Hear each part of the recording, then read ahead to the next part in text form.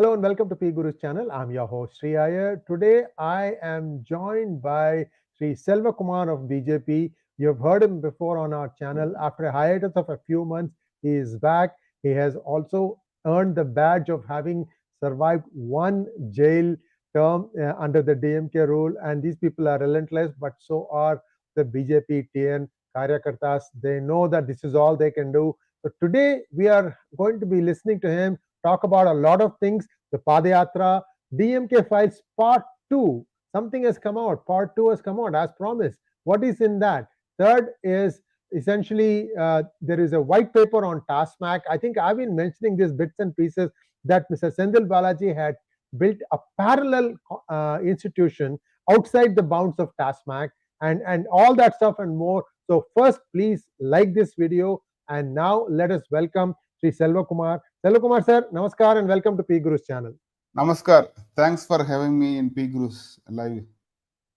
Selva Kumar, I'm sorry I should have contacted you sooner after you had survived the jail experience. But DMK thinks that somehow by putting people in jail that they can shut people's voices.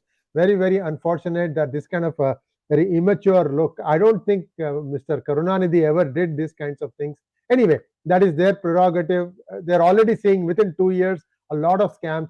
I would like you to start, whether you would like to start with the Padayatra or with the DMK Files Part 2. I leave it to you, sir, and then we can touch upon the other topics. Yeah, I think I would like to start with the DMK files too.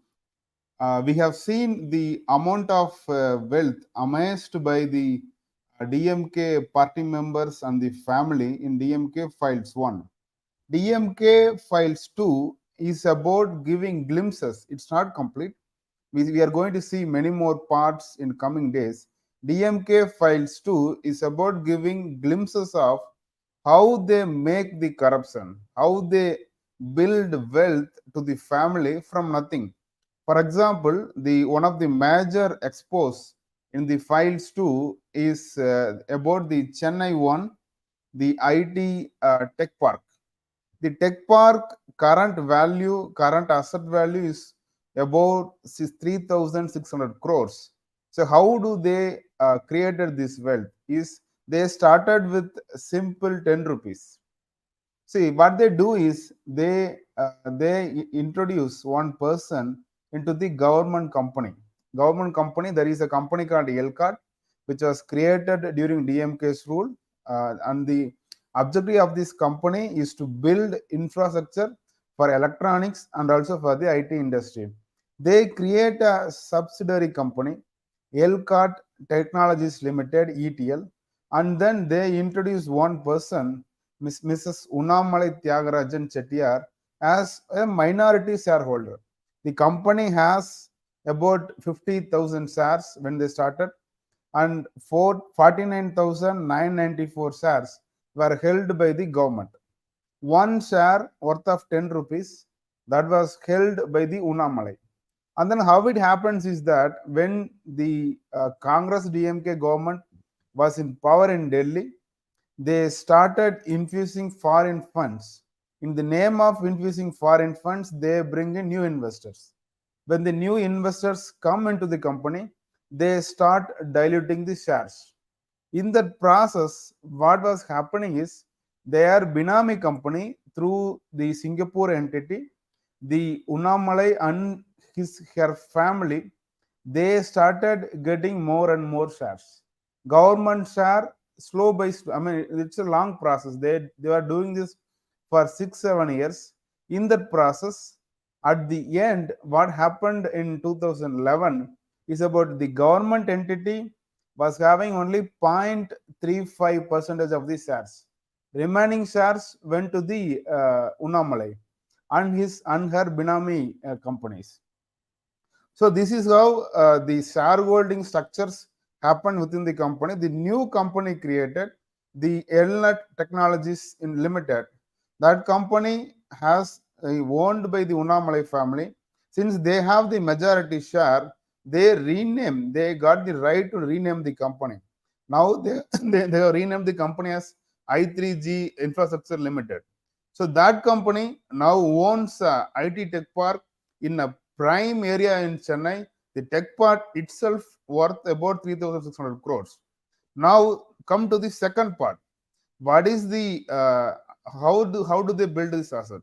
In the name of government company, what they did in the 2006 time frame, when the DMK came to the power in Tamil Nadu, they did a wonderful thing. They allotted 26 acres of government Porambok land. It as a part of, as you know, Chennai, there is a large area called Pallikaranai. It is a marshland.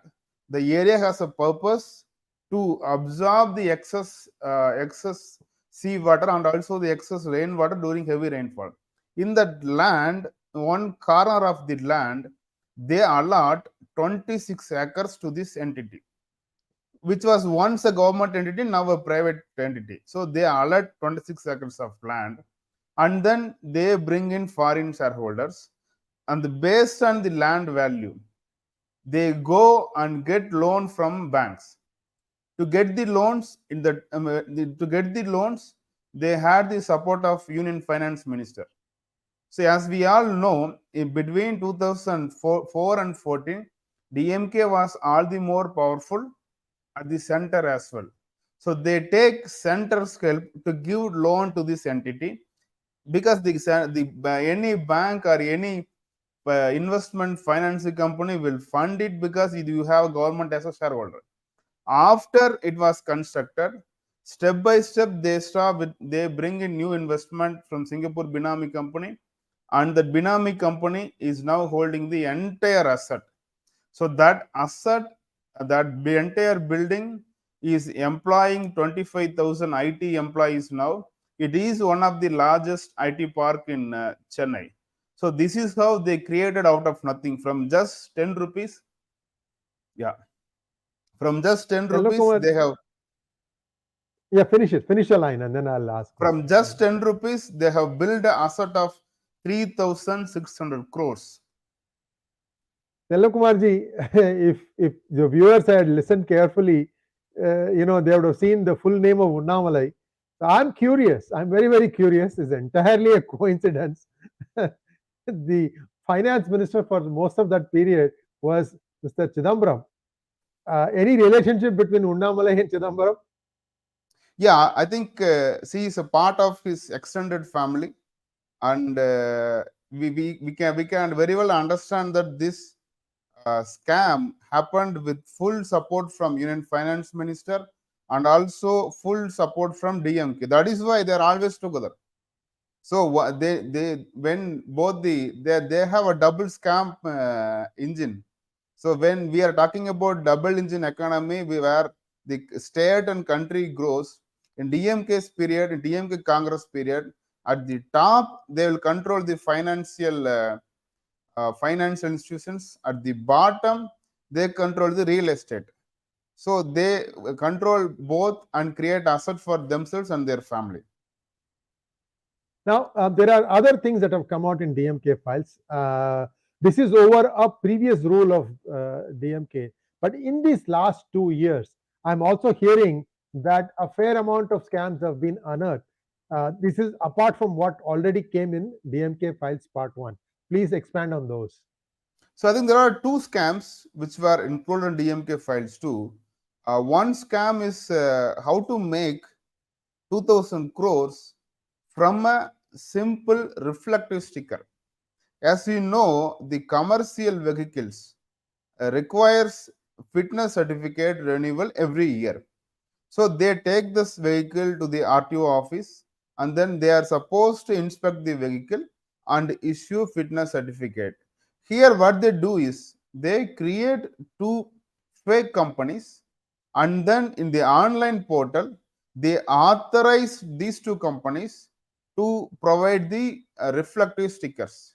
You can see in the road, all commercial vehicles have yellow color stickers that runs across the body. And throughout the body, they'll have yellow color stickers. From the when you look at it, it's just a few hundred worth of piece. But how they build a scam based on this. So there are about 10 crore meters of stickers required every year that is to be pasted around the vehicle. So what happens is these stickers are to be purchased only from two companies that are authorized by the government. These two companies buy the stickers from online for about 24 rupees, and then 24 rupees per meter, and then they sell the stickers to the commercial vehicles at 150 rupees per meter. So they make money of 126 rupees per meter. So imagine what is the volume of business if they are about to sell 9.9 crores of meter stickers, about 10 crore meter into 126. So that is why we say from the simple reflective sticker, they make 1,260 crores of money every year. So this entire money is paid in cash. They don't pay any GST. They don't come under any income tax net. So this entire money is collected in cash and then distributed and then given to the first family to create the assets for themselves. This is one part, reflective sticker. And then the other part is for the multi-axle trucks and the container trucks, there is something called rear marking plates. So these plates will have these plates will have a reflective surface. These have I think you can see in even any vehicle in the big rear side they'll have a bar. This bar receives the light and reflects, so that any vehicle following the longest multi-axle trucks following that container will come to know this container is a big container, it's moving ahead of us, so we need to be careful. So those rear marking plates, they buy it for 240 250 rupees, and then they sell it at 150 1500 rupees per set for a vehicle. Every vehicle they have to pay 1500 rupees. In both these cases, in both these cases, the profit margin is 500%. Selva, that's mind blowing. 500%, 126 Yes, over 24, and in yes, this also the same proportion. Mind yes. blowing. Oh my God. So this 500% doesn't get into the GST network, Right. doesn't get inside the income tax network because they sell in cash. They don't give receipts. So we don't know from where they are buying. Probably the stickers and rear marking plates they might have imported at a lower cost from China and then selling it without any GST bill here. So they save in GST, they save the money in income tax, and then they collect everything in cash, so that moving cash between the party to the first family is very easy. So these are two parts. And then the third item within the transport department itself is the in the purchase of speed governing GPS devices, purchase of pollution check instruments. They make a lot of money. Again, they boost up the prices by 3 times, 4 times, or even as you said, their normal profit margin is 500% profit, and then they sell it. So the entire volume is estimated about 2000 crores per year. So we are talking about only the fitness certificate process, only the commercial vehicles. So again, the transport department, the RTO office has much more function than this. They control new vehicle registration, they control the number allocation, the fancy numbers, the lucky numbers. They control the number allocation. They control the vehicle transfer from one state to another state. So the RTO office itself can easily create 4,000, 5,000 crores per year. This is one department. Again, RTO office, the vehicle registration is just one part of the transport department. The transport department has another major role. They run the government buses across the state. Recently, we have seen in the news that now they wanted to paint the entire government bus in yellow. So just because yellow is lucky number for the father of DMK. our chief minister, They want to Oh paint yeah, he used to every, have that yellow shawl all the yeah, time. yellow Right, right, shawl. right, So right. that is the Yeah. rationalism they practice. So now they want to paint every government bus yellow. I don't know the logic behind this. So they want to paint this in yellow, and it's I mean, when you paint yellow, people get a fresh feeling. So that is considered as a refurbishment. So I don't know how many tons or liters of paint they are going to buy, and I don't know how much it's going to happen. We will come to know in due course of time. This is another part. And then they wanted to buy new buses. I don't know from where they're going to buy. So this entire transport department, which is a critical infrastructure department for the state, already running in huge losses. So they focus on making more money. There is no plan. There is no visible will from the leaders of this government to revive the transport sector. So this is one department. The third scam we are talking about is typical fake identity. The corporation department, the urban local bodies department, it issued a statement. So these are the approved vendors from where you can buy the pesticide that you will be using to kill the mosquito larvae and eggs. So the company name, approved company name is Paramount Pesticides, which is based in Uttar Pradesh. So what's happening here is the fake companies may be created by some binamis of ministers. They create a fake letter and submit that to the government. So we are the authorized distributor of Paramount pesticides, and we are authorized to sell and provide products for inside every district of Tamil Nadu. They use this fake letter and they supply almost 600 crores of pesticides every year. So the quality of pesticides, quality of mosquito killing control pesticides is such that across the Tamil Nadu, now people can see there is an increase in mosquito population. So now with the upcoming monsoon season, we can see many more diseases that could spread because of this. So one side they want to make money, the other side they are putting entire public health at risk. These are the scams that were part of DMK files too. I guess when he meant development, he also meant development of new diseases. Yes, I think and then we see they create opportunity. The whole thesis, the whole philosophy of DMK is they create opportunity to make money and then more money and then more money from everything. Now this is treatment, you can buy more and more medicines, so you can make more money in that. So they create opportunities to make money for themselves.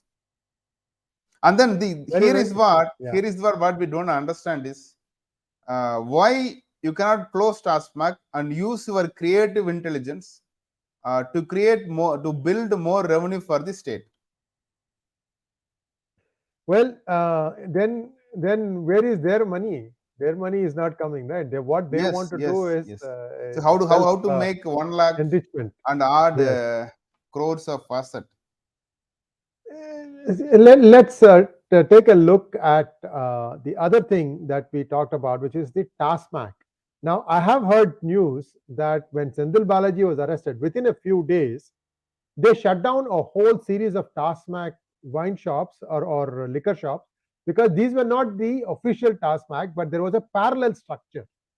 Now, parallel structure means I also heard there is a word called Karur gang. This parallel structure was operating parallelly just about everywhere in the Tamil Nadu state. I don't know if it is true or not, Selva. I'm just hearing hearsay information. You can help, tell us what exactly is this Tasmac white paper report, and was it really true that there was a parallel structure in operation, and that was again not reporting any revenue to the government? So there are two parts, right? So the minister got arrested for the job scam, cash for job scam. Yes. He did 10, 12 years before.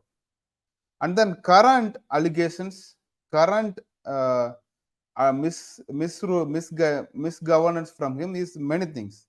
The Tasmac, after he became the minister, he brought the entire Tasmac bars. So there is a liquor vending shop which sells the liquor, and you have an attached bar where the consumer can go and drink, have his drink inside, and they'll sell the side dish and mixing soda and water. So the bars. So when he became the minister, he brought the entire 3,240 and odd bars across the state under his control.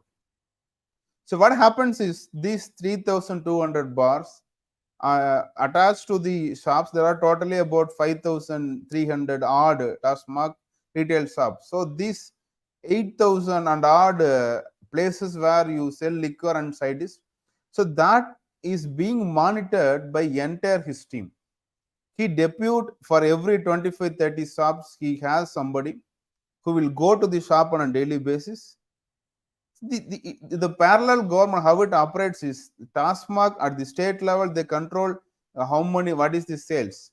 And based on the sales, this gang used to collect the commission from the salesman.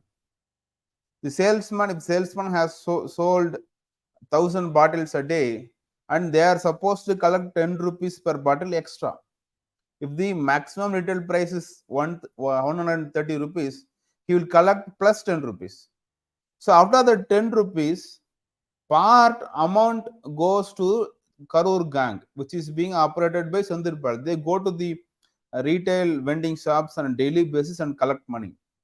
And then these bars were given licenses or controlled by his team directly. So they control the sales and they take money on a daily basis.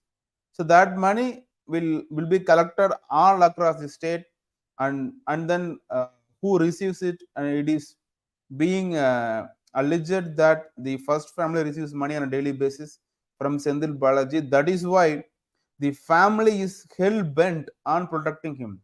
When he got arrested, Chief Minister himself visited hospital at 3 a.m. in the morning. What is the need? He visited hospital on 3 a.m. in the morning and he assured all the support. And then the entire government machinery, entire ministers bearing PTR Tyagarajan, everybody visited him in the hospital. So that is the control he yields and the government. So his mismanagement, his corruption is the one part. The other part, white paper, is about how TN is becoming a drunken state. What is the impact of this on economy? What is the impact of this on productivity and public health? So how do we address this? So it's about giving replacement. So if we are supposed to close Tasmac on one day, so what is the road we have to travel? So how do we close? I think it is a reasonable argument that out of 2,20,000 out of 2,20,000 crores that government earns every year, 50,000 crores is coming from Tasmac. So we need a tangible replacement so that the government can run smoothly, government can continue its welfare program. So this white paper is about giving alternatives. So one of the alternatives is this government immediately should focus on regularizing the mining industry, the entire mining industry. See, now as you may be aware, in Tamil Nadu, there is still a large ban on river sand. So the entire construction, every homes constructor, every office buildings constructor, it needs M sand, manufactured sand that is done from a granite stone that is getting from the mine. So that is still unregularized. There is a parallel economy running. Some person which is operating very much like a government, they issue the licenses for quarries. They collect money on a daily basis from quarries and they collect and then they send it to the family or the party. So we want that to be regularized. In our estimate, the mining industry, we can generate about 10,000 crores. So when that money comes in, you can reduce the sales of Tasmac to that level. And then there is a huge potential. for spiritual tourism in Tamil Nadu. So that is to be promoted. You can create 3,000, 4,000 crores of revenue from that. That government should focus on that. Recently, the PLI, production linked incentive schemes, have brought in a lot of electronic manufacturing in Tamil Nadu. States should focus more on that, create more revenue, and then states should focus on giving a real life, giving a new life to the palm industry. The palm trees, Tamil Nadu has about 30-40% of the palm trees across the India. So use the trees, build a palm-based economy that can help the dry districts to make revenue. So these are the points that were mentioned highly in the white paper. So this white paper is not just about eliminating liquor sales. It is also about building a new business, building a new revenue area so that government can run smoothly. Thank you so much, Selva. And now let's take a quick look at Padayatra of Talaivar Annamalai. I think now he's in the Virudunagar area, right? Yes, yes. So I think for any leader to get acceptance across the state, he has to go and meet people at their place. So this yatra that was launched by our Honorable Home Minister on 20th July has started on a very strong note. We have seen more than 50,000 people attending that inaugural function. So that gave a big launch pad. From there, he is moving one assembly by assembly. In the morning, he goes to one assembly. He walks a distance. We choose one of the area where thickly populated. So he walk in that road. He meets people on the way. He interacts with important people, and then he also meet important social leaders of different groups. He keeps interaction with them to understand how do they operate, to understand their demand, to understand their challenges. He also collects different complaints in a complaint box. So that box is being attended to as much as possible. So we are still opposition party in Tamil Nadu. We don't have complete rights. But beyond that, if anything, for example, in Rameswaram, one woman gave a complaint, or woman asked the support of our leader Annamalai ji that his husband got stuck in Sri Lankan jail for a long time. So that issue was immediately taken up with the External Affairs Minister, and we were able to secure that fisherman back home within 10 days. So these kind of actions that can be executed with the support of central government are being taken.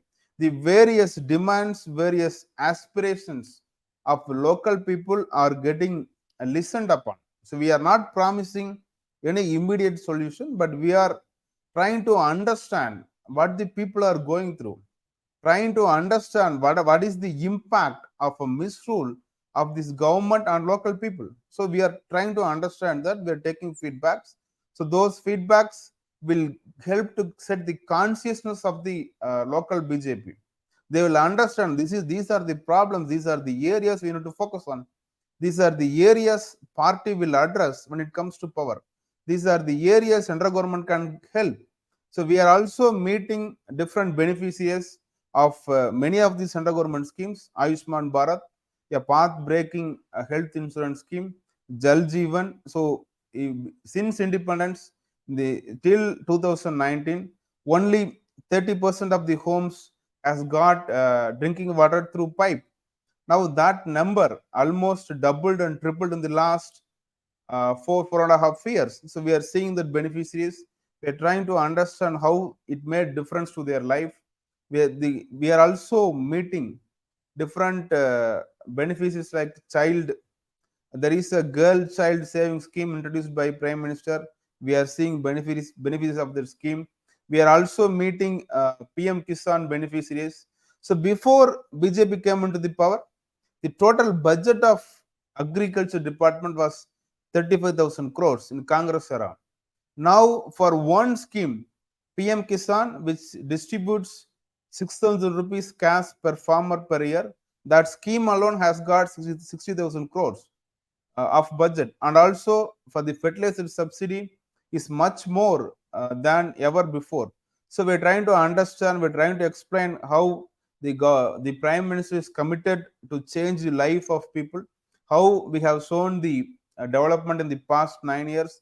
There is also appreciation from every walk of the people that Narendra Modi alone, he is able to save the entire country when the world was suffering from COVID, and we are already a largest growing economy in the world thanks to all policy level decisions taken with the long term vision. So it was a very good experience for the party, for the leader, and the ground is now slowly moving towards BJP. There is a space among the mind of every people that they want alternative politics from the Dravidian model of governance. So we are trying to bring them everybody into the one line.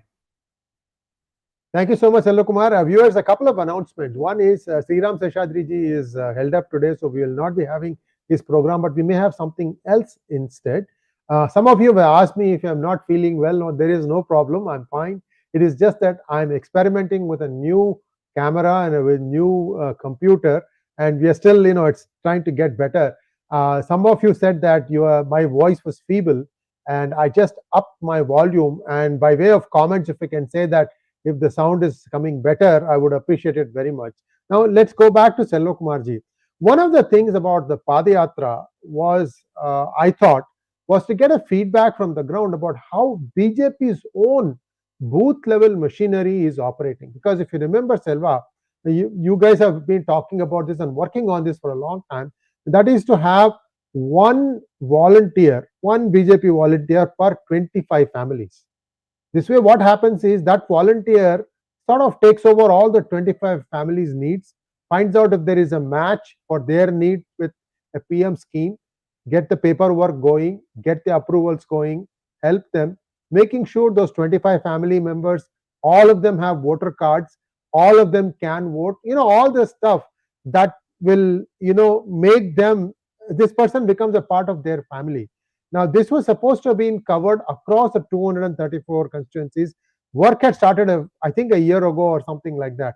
Can you throw us a little bit of light about how Annamalai is now, he must be getting the feedback from the ground because he would be going to all these booths. What has been his experience on this?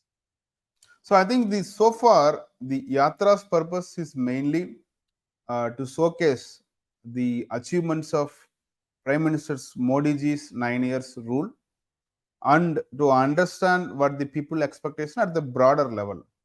This booth level, what we call it as organizational activities, that happens in the background. So once what we are seeing now is after the Padayatra is over, after he finishes one assembly and moves to the next one, we are seeing the tremendous response from the people. There are more and more people coming from different parties, coming from non-political background. They want to join the party and help growing the party and also help the state and nation see a strong leadership. So this is happening in the background. Is this happening after the Yatra is over? So now what we are doing is we are collecting the new members. We are collecting the party. When you look at how the politics system operates, there is only limited number of people at every booth who are politically interested and want to work for the party.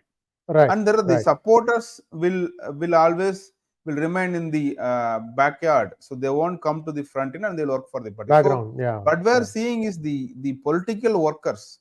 If you look at the booth, it's about 1,000 members, 1,000 voters. You will see hardly you will have 25-30 people who want to actively involve in politics. So that count, we are seeing the sudden spike wherever the meeting is being held. So that spike we are now capturing. We are still not gone into the level of allocating the page pramukh, what we call as page leader, wherein we give one page in the voters list and ask them to manage. It's happening at some places where the party is already strong, but it's not happening at every assemblies that the Yatra is going. But we are adding more members. We are identifying people at the booth level, and then based on the count. See, for example, for every booth, we need 13-member team, which is called a booth committee. And then any person above 13 will be assigned to one page. So if you look at ideally every party or BJP should have 50 active political workers in every booth to allocate at the booth level representative. So that's going to take time. So we are at the level of forming booth committees, which means 13, 14 people per booth. That's happening now. The Yatra has quickened that effort. This Yatra has helped to get more people onboarded into the party. They are now on the process of getting inducted. So it's going to take another 2-3 months. So the full effect of this Yatra in terms of membership, in terms of the booth level workers, we will see at least 2 to 3 months from the time it completes that assembly. Wonderful. Now let's take a quick look at Manipur. A lot of stuff still coming out. It looked like it had stabilized, but then again there was some outbreak. Yesterday, of course, Prime Minister in the no confidence motion gave a long explanation. So did Sri Amit Shah.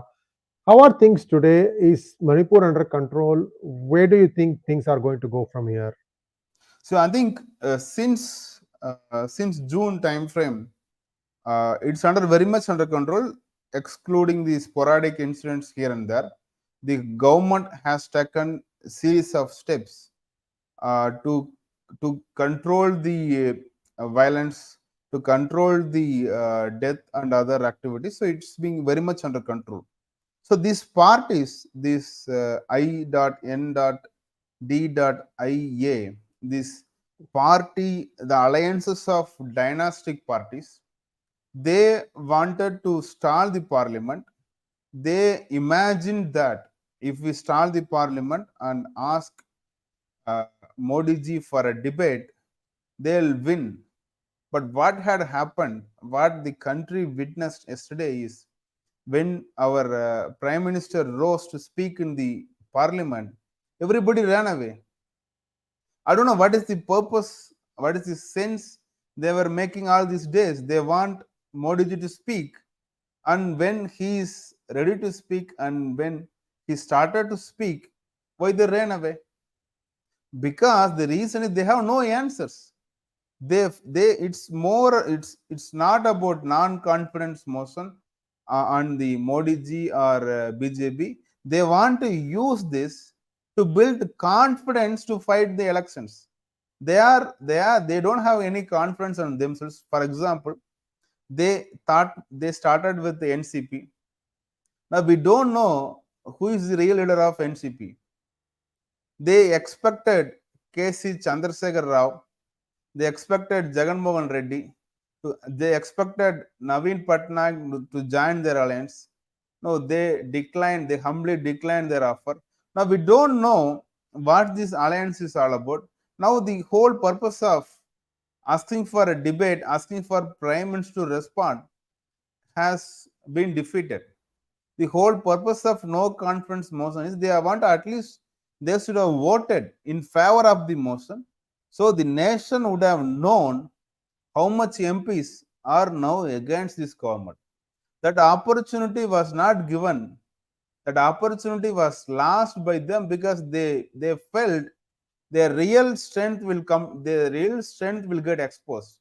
So they ran away from the debate. In terms of DMK, they took references from the Itigas, they took references from Mahabharata and said what is happening in Manipur is like what happened to Draupadi.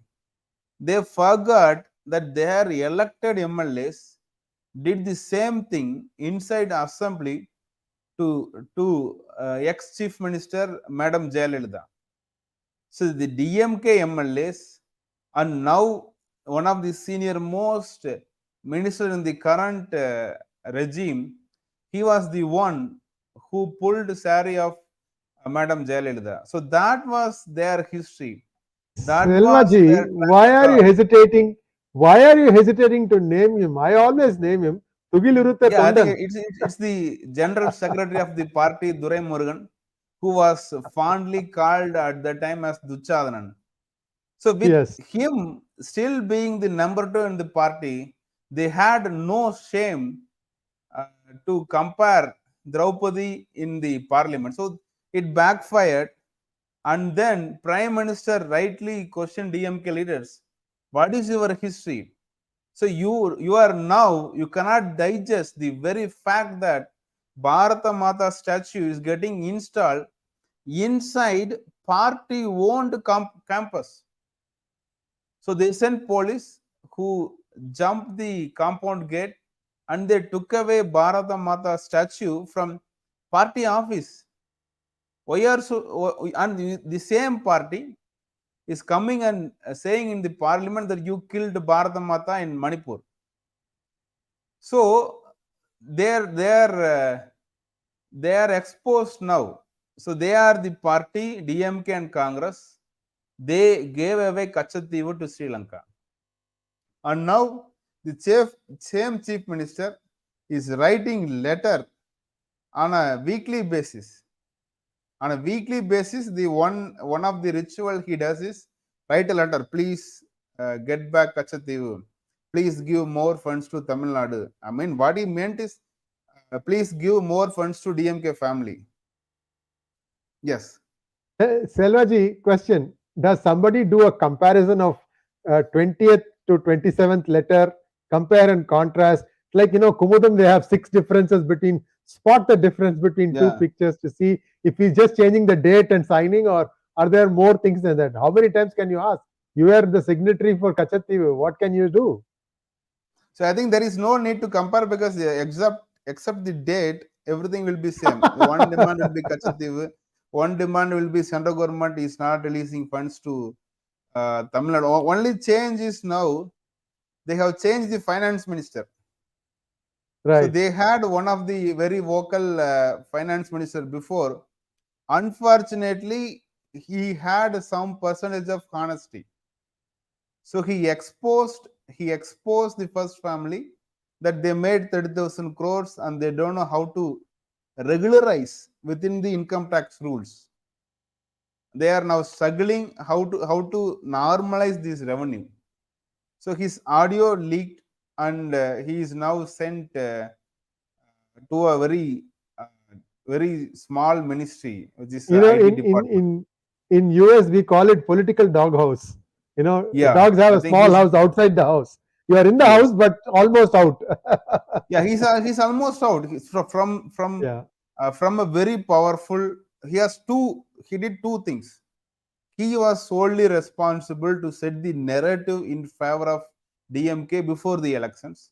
So he is a narrative setter. He articulated all the stories with fake data. He gave a different spin in favor of the DMK. So that role was taken away. And also, whether he is doing right or wrong, he is used to set numbers that before DMK came into the power, every family had so and so debt, as if he is going to repay some of it.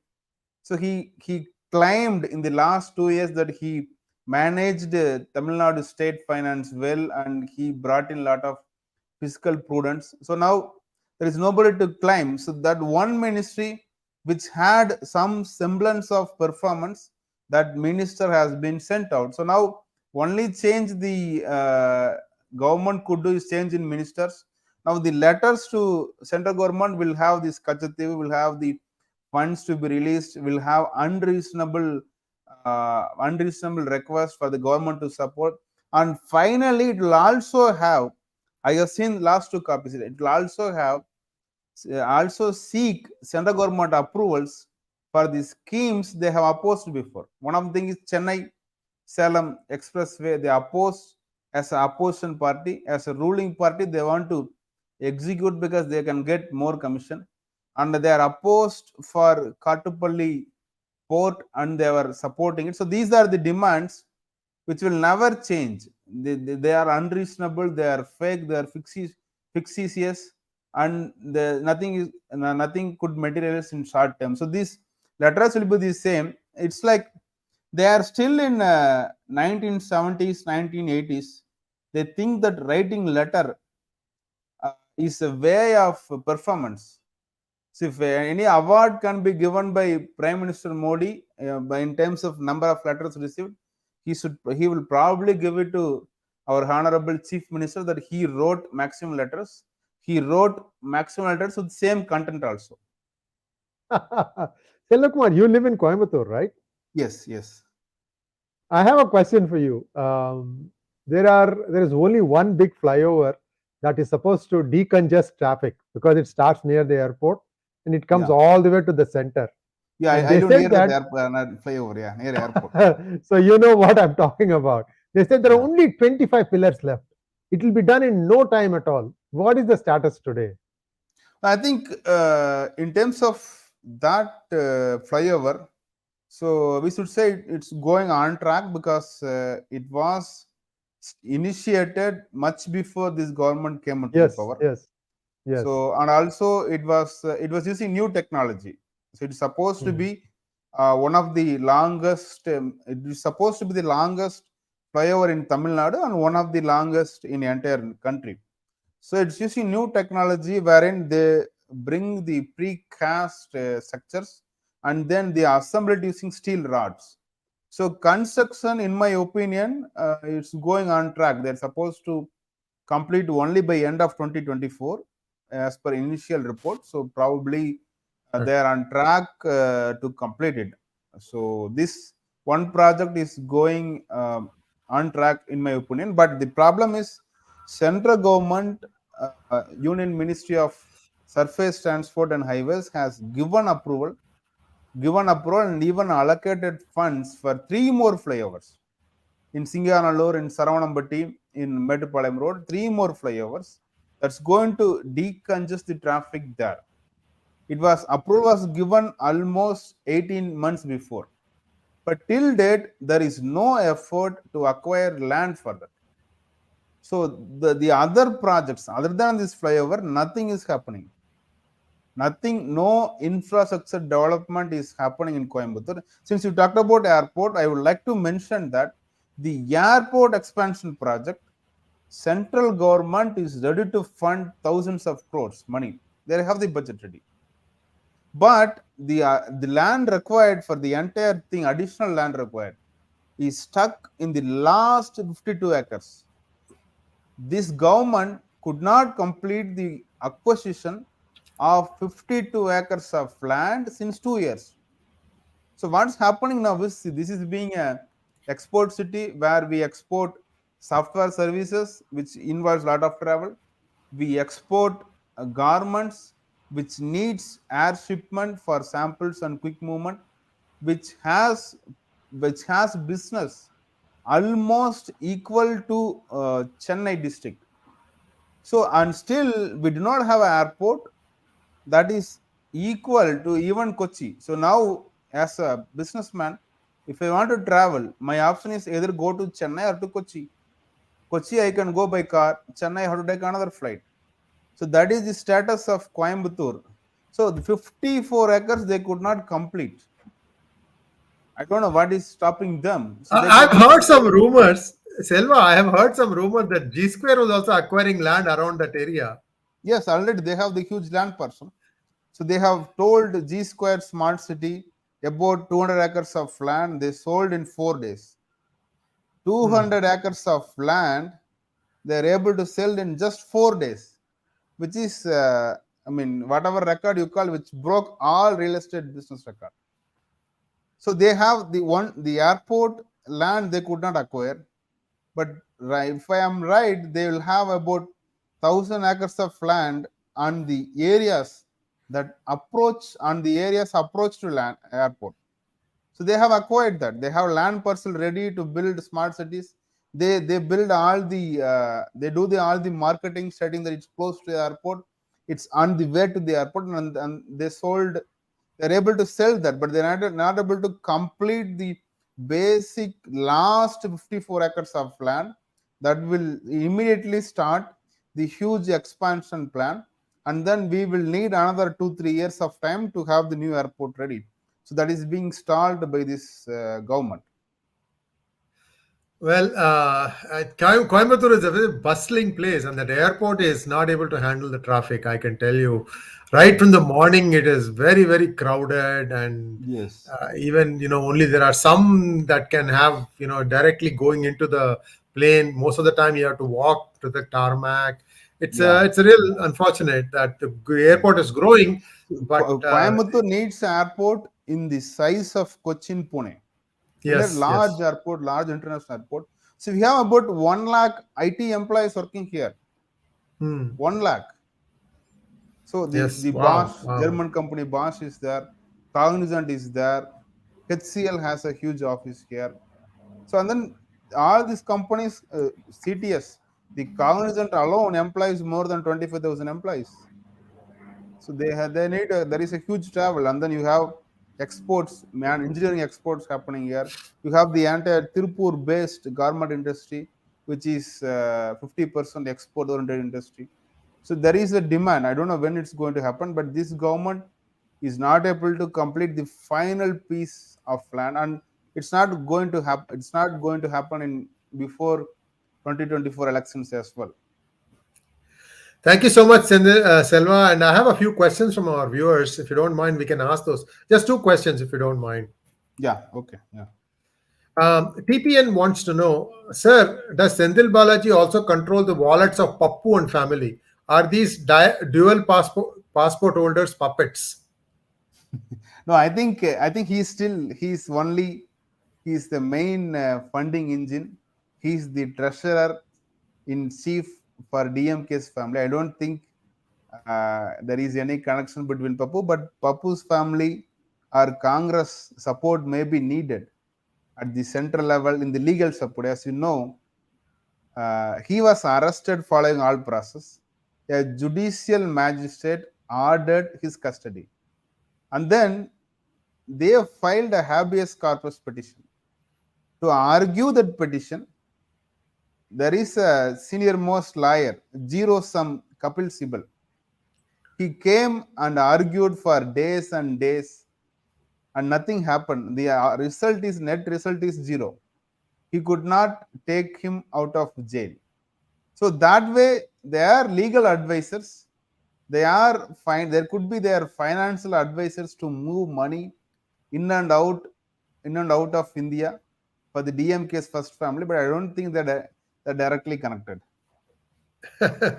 Stone wants to know, don't you think the reason all these scams happen is because these politicians know that they most likely will never be prosecuted in their lifetime? How do we fix this? Fast track courts don't work. No, I think there are several instances of politicians getting prosecuted and getting convicted. What is a big concern now is the speed at which they are getting prosecuted. For example, take the case of Senthil Balaji. For the scam he did in 2011-12, he's getting prosecuted now. So what we need to reduce is the gap between the time when scam happens, when it comes out, and the gap when he gets trialed, when he gets under trial and get convicted. This time gap is the problem, but still it's a long process to go, and that is why that is even more. That is the reason why we need a stable government, why we need a corruption-free government, so that they take these reforms and they at one day. So it's a long process. For example, in the last 10 years, we have eliminated many corruptions by directly depositing money in their accounts. So we have removed the way to do corruption. We have removed the way in government procurement by bringing in the GEM portal. So many companies, even if they are small companies, they can supply to any of the government agencies across India if they are registered vendor in GEM portal, governance e-procurement portal. So these kind of systems should come in place, and it's a long process. So we need similar reforms to continue for another 5-10 years, so that we eliminate the ways to do corruption, and then there can be rules framed. There can be more courts that can look at these corruptions by the politicians. So we need a stable corruption-free government to reduce the time frame. Still, the judicial process is working. Still, many are getting convicted. Still, many are going to jail. but that success rate should go up, the time difference should come down. Thank you so much, Selva, for taking time out from your busy schedule and giving us a chance to listen to you about all the different things happening in Tamil Nadu. Viewers, we are one of the first ones to talk about DMK files too. So this is, like worthy, share worthy. Please do share it with your friends and family. And if you have not already subscribed to our channel, please subscribe to our channel. And Selva, thank you very much once again. We hope to see you back very soon. Namaskar. Thank you, Sri. Thanks for your time. Thanks for giving me the opportunity. Thank you.